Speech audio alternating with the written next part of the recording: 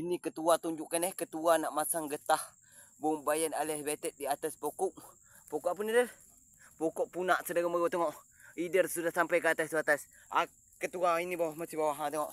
Masih kat sini. Itu bawah dia tak pelah tinggi dia saudara Kami nak naik ke atas saudara.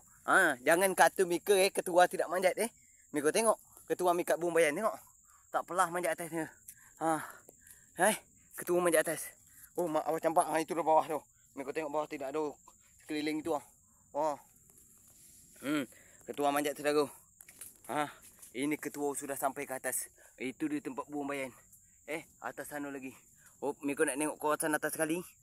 Inilah saudara mara saya sudah menyampai ke ujung atas nak masang getah tarut. Mika tengok suasana sana. Mika tengok saudara mara. Pasal nyampe tentu layu pasal tambahannya bukan senang nak je senang tentu layu ini ke dalam. Sekian dari ketua. Sekian terima kasih je. Assalamualaikum warahmatullahi wabarakatuh. Informasinya.